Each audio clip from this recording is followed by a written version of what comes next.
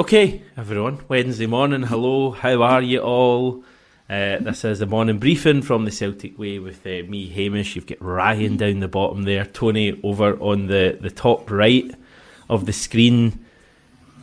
Good mood today, guys, aren't we? I think the same goes for the chat as well. I wonder why that is. Indeed. Idah Day. It could be Idah Day as well. Hopefully that's the case. Want them announced sooner rather than later. But all things seem to be good. Was it not reported that yesterday he was conducting a medical the Tuesday? So, so we'll see. We'll see how that goes. My spider senses tell me it will be probably announced today, and then he would be the player that would maybe be put up to preview the Hibs game on Sunday.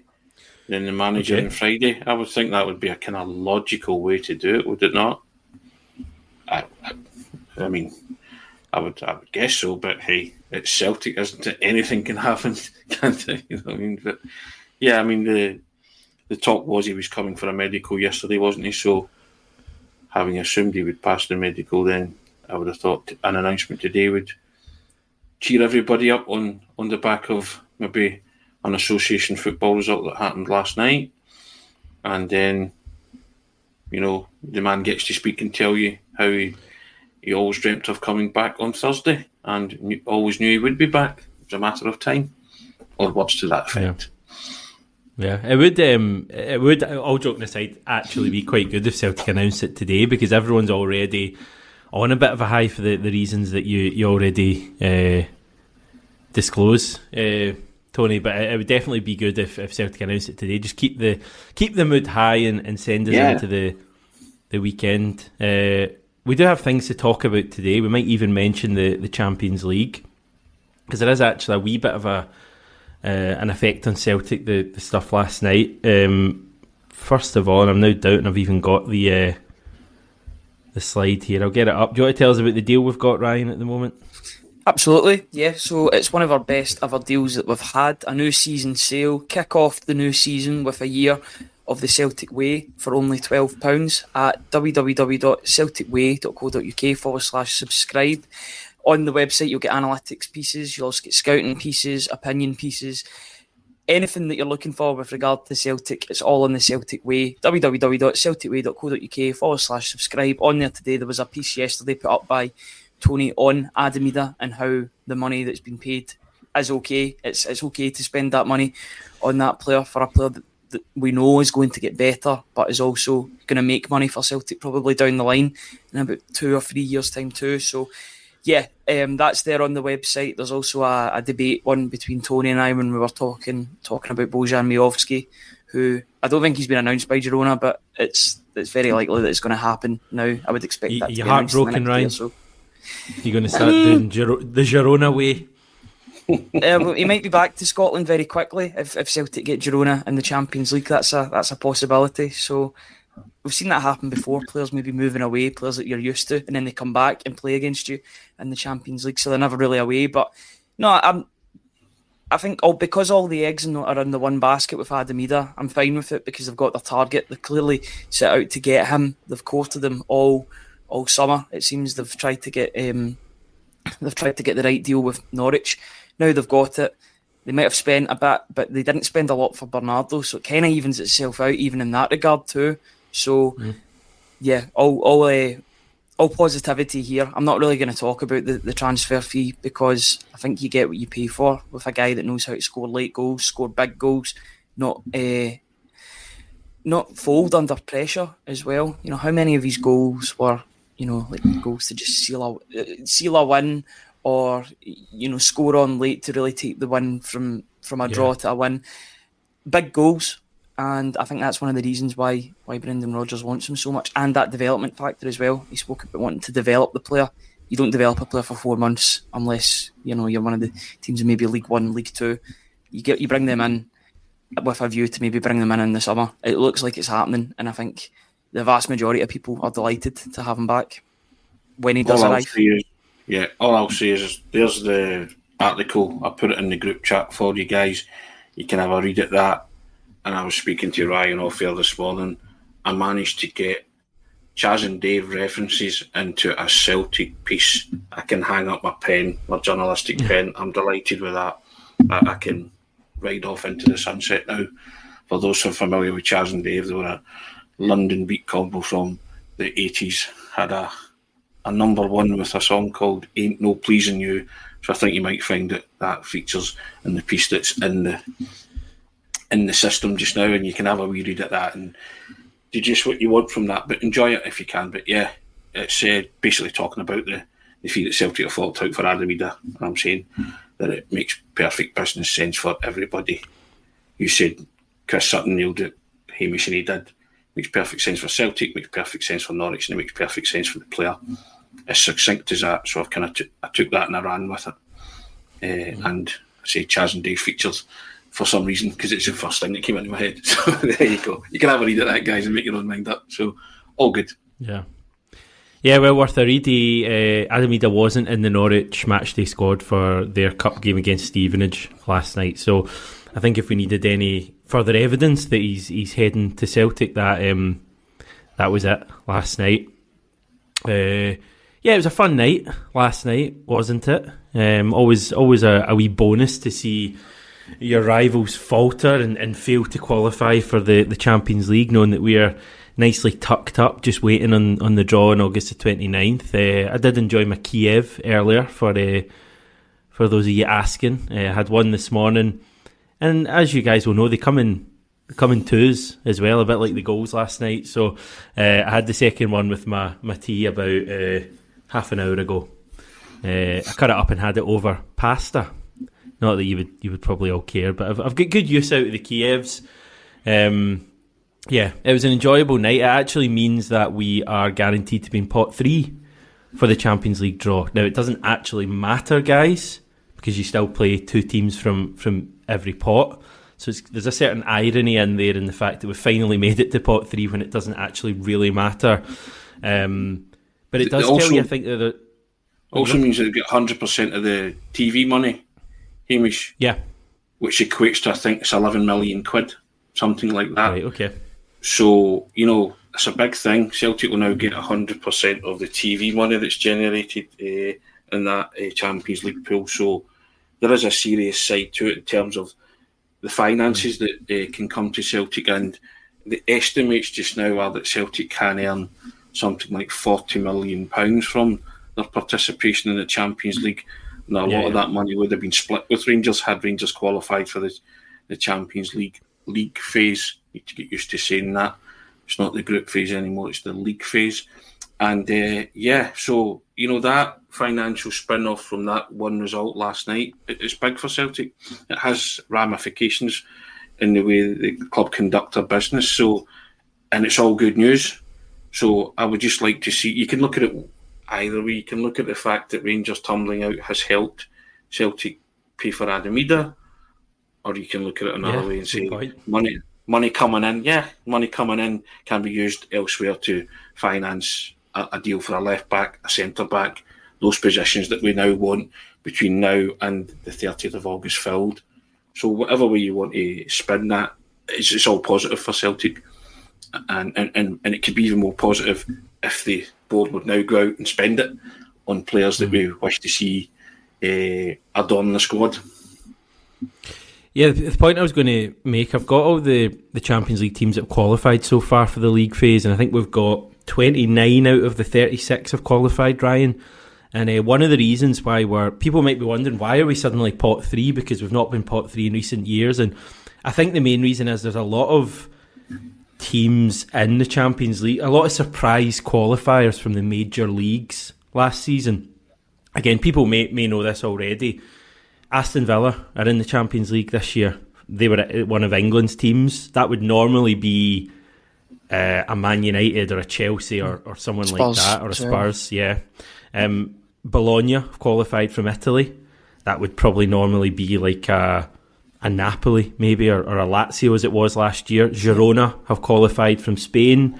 You could have had a Real Sociedad or a Valencia or Villarreal in there. Stuttgart have qualified from Germany. Again, that could have been a Gladbach or someone like that. Sturm Graz have qualified from Austria. It would normally have been Salzburg win that league.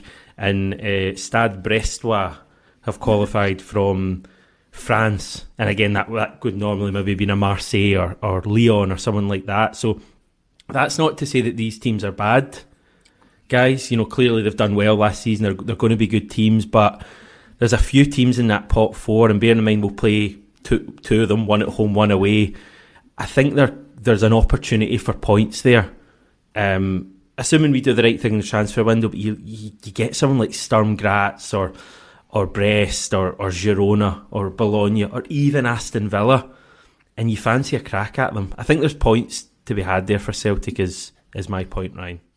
Yeah, out of all those teams that you've mentioned, Aston Villa is probably the one that you want to avoid, because if you look at the amount of money that they've spent this summer, it is absolutely incredible. See, I fancy it, because I think we always rise to a game against English teams, and imagine we like beat Aston Villa. That'd be like such a big thing for Celtic and Scottish football. But I know what you mean. They're probably the best there by a good bit. Celtic have got a really good record against Unai Emery as well. They beat him twice when he was the Spartak Moscow manager. Arguably got him sacked from that job before he then moved on. 5-0 at PSG and 7-1. That count though. I mean, he had a bit of an advantage. No, I don't remember that game. Oh, absolutely. I think he was is he not the Valencia manager as well? Probably. So, I just remember those games. Rose-tinted specs and all that. But no, good manager. There's good teams in there, but there's also teams that Celtic can defeat. I look at Stuttgart. They've lost all of their best players. They sold Ito to Bayern Munich, who just got a bad injury. I think he's out for 3-4 months. They also sold Guirassy to Borussia Dortmund. So there's a bit of a fire sale that went on, despite the fact that they finished second in the Bundesliga, which was an incredible feat for them. I think it was Bayern Munich that actually finished third in that competition that year. It was Stuttgart, an incredible season for them. But you know what happens? The vultures start swooping, and they get the players that they want. They get their pickings of the players. Still get that pull on talent in other German clubs. But yeah, there's teams. Sturm Graz, they've got Max Johnson. Although I think he was maybe going out on loan somewhere. These success stories, but it just also tells you that Celtic belong in this competition. When you look at these teams, Celtic are bigger than most of these teams, like historically and fan base wise. So I know they play in a lesser league than some of these teams, and these teams will have been used to playing. Girona, they're playing against so many good teams, Barcelona, Real Madrid. They were actually splitting those two at one point in the season, because Girona were first at one point in the La Liga, and Barcelona were third, Real Madrid being second. It was incredible to watch. They fell off towards the end, but these teams are used to playing these big games. I want Celtic to start getting used to playing these teams. Having 8 games in a season, in a Champions League season at least, will acclimatise them better to playing against these top level teams. In some pots you might get more favourable home and away games than others. In pot 4 you might get the worst team to face, and then in pot 2 you might get one of the more favourable ones. I like the format. It's quite an exciting format, and I'm looking forward to seeing it all unfolds at the 26th of August. You said the 29th. The draw 29th. Yeah, so I mean that's 15 days away. Just counting down towards that. That's really exciting, and I'm looking forward to catching up on all of that. To be honest, it's good to be in the first iteration of it as well. Being one of those teams that have experienced it first. But to go all bullseye on you, points make prizes, don't they? So every win Celtic get, they can get 1.8 million quid. It's 2.1 million euros, right? So the conversion is 1.8 million quid, right? So you've named teams there, Hamish. You look at last season, and we've spoken about how Atletico Madrid and Lazio Celtic competed really well, but just fell short. Now there are teams that you've rounded off there that you would say that Celtic would be more than able to compete against and win.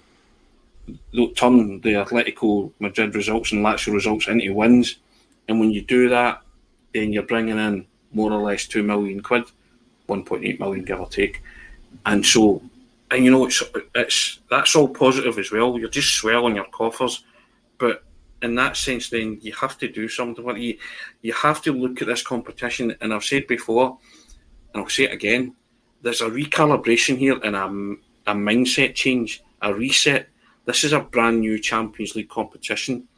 As Ryan saying there, You want to go in, you want to be the best representation of yourself, you want to be ambitious.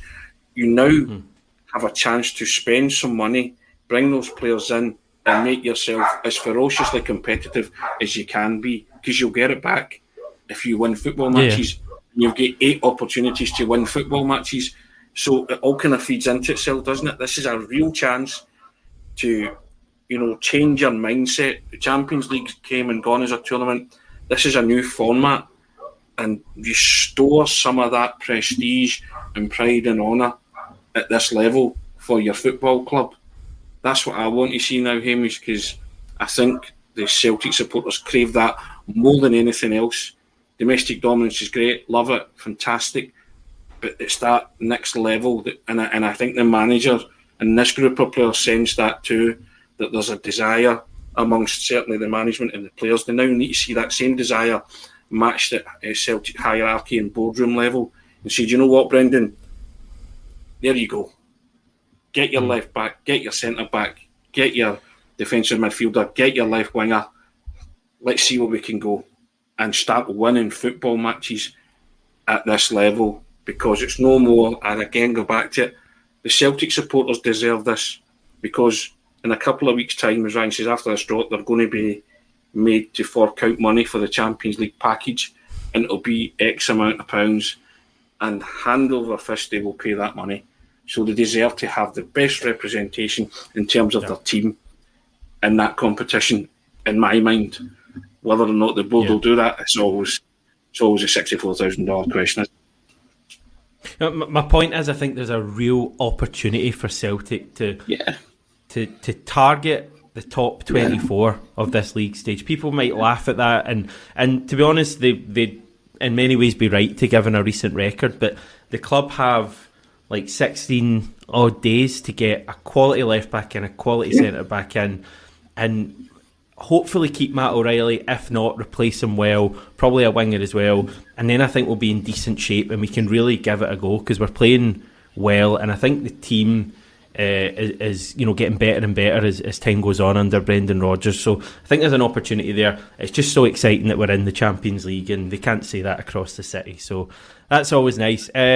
Daniel Kelly set to depart Celtic. He's going to Millwall, guys. Bit of a strange one, this. I guess it's one we probably saw coming, Ryan. Maybe not a massive surprise.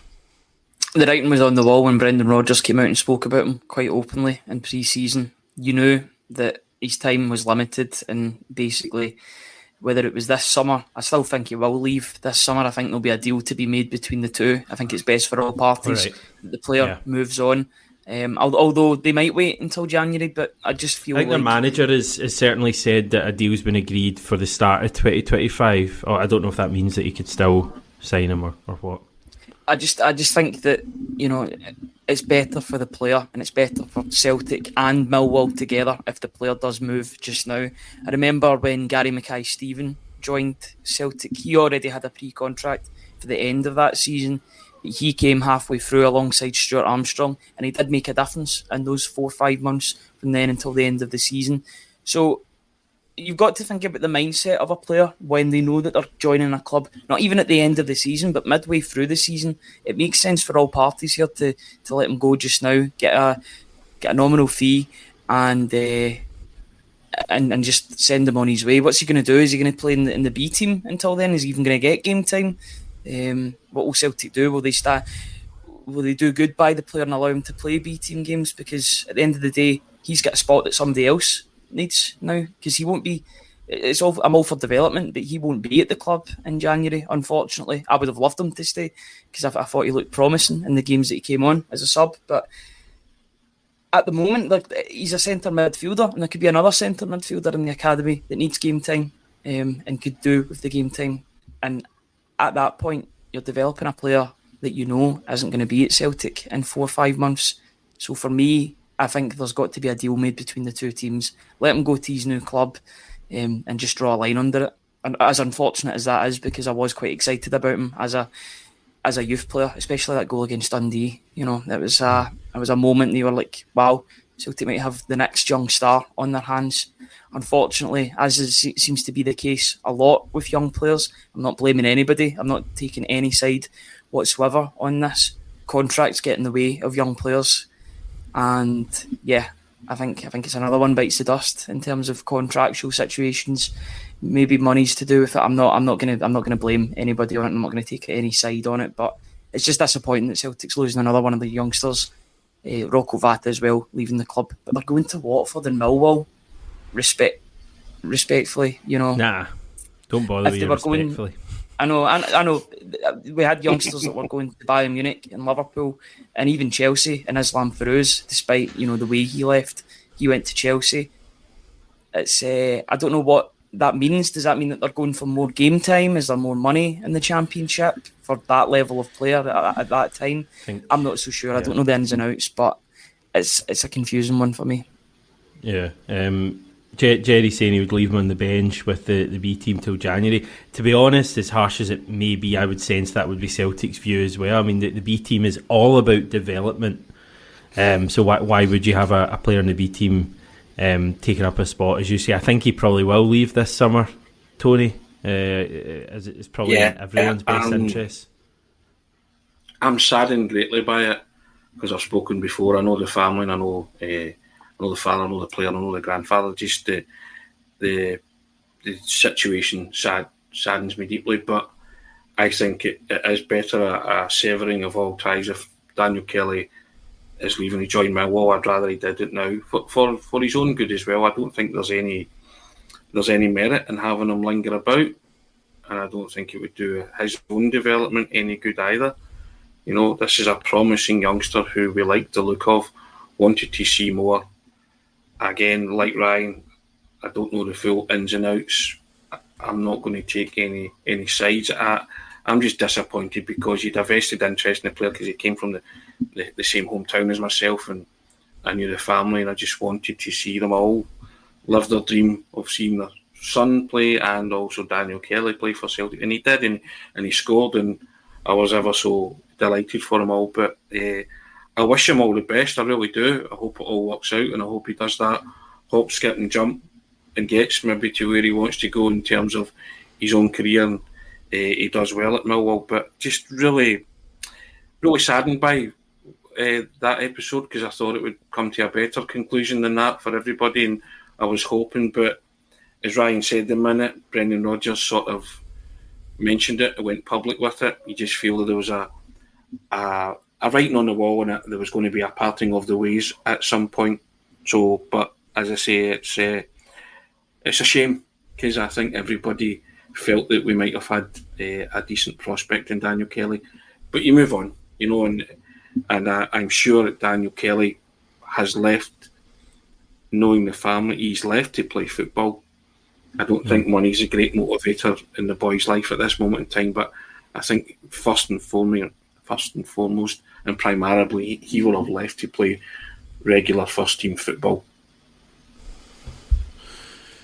Yeah, was that opportunity going to be there at Celtic to play this season? I had my doubts, to be honest. If he had a signed deal, I would probably have been hoping for a loan move away this season, because we just have such quality in the midfield. But yep, that's happening. Another thing that has happened is Yuku Kwon. He's joined Hibernian on a season-long loan. He was at St Mirren for the second half of last season. Interesting that he's not been loaned back to Asia or South Korea in either of his two loans, like Ideguchi was. And I wonder if that's Kwon's decision. I wonder if he really wants to give Scottish and British football a go. I think he'll do really well for Hibs. He'll probably be a standout for Hibs, because I think he's a good Scottish Premiership player. He's just not at Celtic level. So we'll keep an eye on him, Ryan. Absolutely, and he's exactly what Hibs need. Hibs need a number 6 in that team, because their midfield was like a sieve on Sunday. It was Celtic were just going through them with relative ease, especially in the middle of the park. Matt O'Reilly was getting allowed to do whatever he wanted to do. Hatate as well, to a lesser extent. Cal McGregor with that 25-yard screamer. There was nobody on Cal McGregor, so he had the freedom of Easter Road to take that shot. Does that goal get stopped if you've got a defensive midfielder? Definitely has a better chance of being stopped if you've got somebody just in front of the defence that's sort of patrolling that area. I was relatively impressed with Kwon in pre-season, especially that assist that he got for Lewis Palma against Manchester City to make it 4-3. I thought he showed good athleticism. Also think he's put on a bit of muscle as well. He looks stronger than what he did last season, because I remember in particular the game against Athletic Club, and he looked so lightweight. It was a dreadful performance from a really quite worrying performance coming onto the park, and it was Yang that actually was the better of the two Korean players in that game. A roles reversed of a few days before, when I thought it was the opposite against Wolves. Good move for him. I think he'll get a lot of game time at Hibs as well, which is great. Malky Mackay came out and was talking quite openly about how delighted he was that he managed to get this deal over the line, going out his way to thank Brendan Rodgers for the swiftness of this. He wasn't the only person to do that, because Stephen Robinson said exactly the same words when he signed for St Mirren in January. So it's clearly a player that Brendan Rodgers wants to see do well. Clearly a good trainer, a good pro, a good individual in and around the place. And the fact that they want him to go out and play regular football at Hibs, it doesn't mean that the door is necessarily closed on him, because I think they want to have a closer look at him. Maybe he won't reach the levels that they want and be a starter at Celtic, but there's no better way of monitoring a player than if they're playing in the same league as you. And also, it is a factor. You want a player like Hibs coming up against, you want a player like Kwon coming up against Rangers. A guy that has that in his head. He's got his allegiances will be at Hibs, but will also be at Celtic in the long term too. Having these players dotted in and around Scotland can only benefit Celtic, because they can up that tempo and have a really invested interest in playing against these teams. Nobody's going to be complaining if Kwon scores against Rangers. If that loan deal would make itself. Think about Liam Scales against Rangers with Aberdeen. That was a success, because he got that goal that ensured the victory. So yeah, I'm delighted for him. I think it's a good move for all parties here, and I hope that he absolutely smashes it at Hibs, to be honest. Stephen wondering if he can play this weekend. No, he won't be able to. Stephen, we're obviously playing Hibs this weekend. Maestro wondering about Kobayashi. Heard rumours he's set for St Mirren. I think that one's gone a little bit quiet. So I'm not sure. I'm not averse to things like that, Hamish. No, We've said before about loaning players to a fellow Scottish club, and as Ryan said there, it's another player that can play against your rivals and hopefully do well. But there's clearly something in Kwon that Celtic like, but it's just not good enough for the Celtic first team right now. And the same with Yang when he went to St Mirren last season. There's something about them that Brendan Rodgers likes, but the jury's still out big time in terms of, can they really make that a valid contribution and consistent contribution to the Celtic first team. They don't see it at this moment, but go and play for a Hibernian and a St Mirren. Get to know everywhere that you're going to play in the future, and come back a more rounded, better player for the experience, and then take your chance. And I think that's why Celtic aren't letting them go back to Asia, because in terms of that, it would be kind of out of sight, out of mind. They are very much in sight and in their mind, because they will chart their development and progress, or lack of therein, and then make a decision on that, because players want to play football. That is basically it. I know lots of people sign for money, but at the end of the day, if you're a player, you're training all week and you're sitting in the stand or sitting and not getting any game time, you're as frustrated as anybody. So get them out playing good level Scottish Premiership against rival clubs, and let's see what they've got, and let's see what they're made of. And if they adapt to it and approach it with the attitude that they should, then they will come back to Celtic a better player. And then you turn around and say, right, it's now up to you. Force your way into my first team. Yeah, I wonder if Yang's going to go out on loan as well. I just get the impression that possibly he could go out to another Scottish team. That's certainly one I'd really like to see. Even more excited about that, if you will, than Kwon. I think I'd like to see Yang at a Hibs or an Aberdeen or someone like that, or St Mirren, really going at opposition defences, just to find out, because Yang clearly has some sort of talent. It's just about putting it all together, and he's really struggling to do that. So I'd like to see that, and I just wonder if we're so keen to get Kwon out. And remember there was chat about going to Hibs at one stage on loan. I don't know if that was January or earlier this summer, but it'd be interesting to see if Yang goes. Mark wondering about Abu Kamara from Norwich. not one player from Norwich, but two potentially, guys. Have either of you's been following this? Do we think there's anything in this one? The only thing that I seen about him was that Celtic were linked with him, and Stuart Ross put up a sort of clip, a highlights clip of him.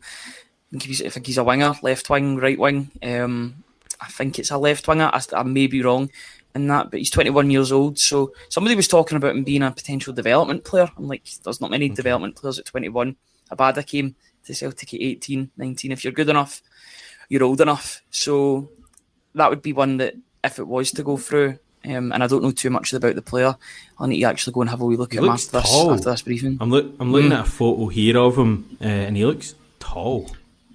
There's only one outlet reporting that, though, isn't there? And and we've got quite close ties with some of the boys down in Norwich, the Pinkin they write for, and they would have been all over that with us and told us, I would have, they would have tipped us the wink on that by now. And so I'm a bit sceptical about that. I'm not saying it's not going to happen or Celtic aren't interested, but I you try and couch all of these rumours, don't you, and look at them and base them on merit. But there's only one outlet that to my knowledge, that's mentioned that. Ryan, is that true? Yeah, it seemed to be somebody close to Norwich was tweeting about it. I just had a wee look at him there, 6 foot, and he plays as a forward, but also out on the wing. I think that's a dynamic that Celtic would actually suit, having a taller winger. We come up against so many tall wingers in the Champions League or qualifying or the Europa League. What the big one that comes to mind is Ola Solbakken, who was a really tall winger that seemed to give Celtic all sorts of problems. Just gives you that. I know he's one of these names that will always get brought up. I think he was actually in Japan recently playing for Urawa Red Diamonds. But I think that having a presence, that a winger that can actually go forward and set pieces too, can be a weapon that could be utilised by Celtic. I think there'll be loads of names. That's the thing. He's just one of many names that are going to get linked in the next 16, 17 days. I'm just hoping that that's the transfer window now properly opened for Celtic. With Adam Idah coming through the door, they've got the players that they wanted. They've got Kasper Schmeichel, they've got the pathway in Sinisalo as well in the years to come. They've got that all sorted. Now let's see if Celtic can enhance the squad and improve it on last season. Brendan Rodgers made it abundantly clear that he wants to leave the transfer window stronger than the way he entered it. In order to do that, you've got to improve in these key areas: centre back, left back, another winger. Get other players out on loan. There seems to be more. That's the good thing, though. There seems to be more movement and players going as well. So that's good. It seems to be everything's finally coming into place or into the right place after what has been a really quiet summer. But you're just hoping that this next 16, 17 days things happen for the better. Yeah, hopefully. I was going to ask you guys whether you think Brendan Rodgers will make changes this weekend. We can probably discuss that a bit more in more detail tomorrow and Friday. But you mentioned Sinisalo there, and I wonder if he's someone who could come in this Sunday. But then I've also got Rodgers' words from last week in his mind. Remember, Rodgers spoke about maybe not making changes at this point of the season. So I wonder if he will. Yeah, he played the same team, didn't he? He played the same team against Hibs. The first 2 games of the season, he's went for continuity, but I don't know. It's a chance to see Sinisalo, isn't it? But again, Kasper Schmeichel's not had much to do, has he? In either of those 2 games that he's played. Would he want a rest? He's kind of had a rest during the games, hasn't he? So it's one of them. I think of all the positions, the goalkeeper would be the one that I would be most intrigued to see what he does. If he goes with Kasper Schmeichel, I'm happy. If he goes with Sinisalo, then I kind of think that would be the logic, that Sinisalo will play the cup games, give Kasper a rest because he is 37. So that's fair enough. I don't think anybody would have any qualms with that, would they? No. And I wonder, I heard Alistair Johnson, you guys would have been there. I heard him speaking about Celtic managing him through this early portion of the season. When I heard that, I'm wondering, does Ralston come in? But then again, it's not like a midweek cup game. It's not like we're playing 2 games a week. It's weekend to weekend to weekend at the moment. So if it was a league game, you probably wouldn't change the team, so do you just treat it as a league game this weekend? I think Bernardo, I'd like to see Bernardo come into the midfield and get his first start, and possibly in place of Real Hatate this weekend, just for something a wee bit different. Would be fine with that, or even Odin Thiago Home getting a chance as well. I think he'll be one of the most delighted players at Celtic Park at the moment, because he's seen all this competition, or perceived competition, leaving the club, and he's still staying put. You've got Bosun Lawal that's left the club, you've got Daniel Kelly that's leaving the club, you've got Kwon that's left the club on loan, and yet he still remains. So he'll think that he's got a real opportunity this season to break in and make, as long as he keeps on, showing what the manager wants him to show in training and in games. I know he only came on for like a minute or so against Hibs, but he still made it onto the pitch, and that's saying something. The manager clearly sees something in him. I want to see him kick on, but I would be equally as delighted if Paulo Bernardo gets his first start. I just think he won't be the only player making his first start since returning to the club on Sunday. I've got a funny feeling that if and when Adam Idah joins the club, I think he'll be starting on Sunday. I can see them flagging him straight in. Wow, big statement. Hazel saying she would play Schmeichel on Sunday. This is a cup. The cup we lost last year, and the round we lost. I take your point, Hazel. I just think it's a wee bit different. The team's in a better place than they were last year. I take Hazel's point on board as well. I think it's a valid one. And the manager made a point of mentioning it recently, didn't he? That they won 2 cups, but he was disappointed that they'd relinquished the first one so early. So you might go hard and you might go fast and not change it up too much for that very reason that Hazel's mentioned. My head says that he'll mix it up ever so slightly. Bring in 2 or maybe 3 a couple players. of players that I'm talking about, and I think there would be a lot of merit in giving Adam Idah a debut, let him take a real bow, and say, right, there you go. And not for anything that Kyogo's done wrong, because Kyogo's had a good start to the season, but he's just not scored a goal, has he? He's done everything else bar score. So do you not give Idah the coming on as a sub and the huge ovation he'd get off the bench? It's either or, isn't it? You'll get a huge ovation if he's announced in the starting lineup as well, and so you do either or of those, but he will feature on Sunday, assuming he's passed the medical and assuming he speaks to us all on Thursday. That's a lot of assumptions there, isn't it? One thing's for sure, the ovation that Adam Idah will get when he goes onto that Celtic Park again after what has happened. As much as there's been frustration at the length of time, that relief, I think, will turn into joy very, very quickly in the Celtic Park Stadium, because they realise this is the first time we've seen him since he scored that Scottish Cup final winning goal. That's what people will think about. That's the dominating image in my head of Adam Idah, is because he scored that goal in the Scottish Cup final. That's his first appearance, or it will be his first appearance since then. I just think it will be almost like a hero's welcome when he comes back to Celtic. I think everybody's now just relieved. But once they see him in person and in the flesh and in the new Celtic top, they'll be buzzing to see him back playing for Celtic. Tony's managed to convert me. I'm not eye rolling anymore with the idea of Adam Idah. I'm now more excited, which is probably coupled with the fact that Kyogo was going down injured on Sunday as well. So it's an SOS rather than anything else. But let's just get the deal done. Yes, you were straying to the dark side of the force with regards to Adam Idah, Ryan. I was getting a bit worried for a while. Thought all my Yoda training had gone for a button. It's been wasted. But no, I'm glad you're on board now. Glad about that. Very happy. Yeah.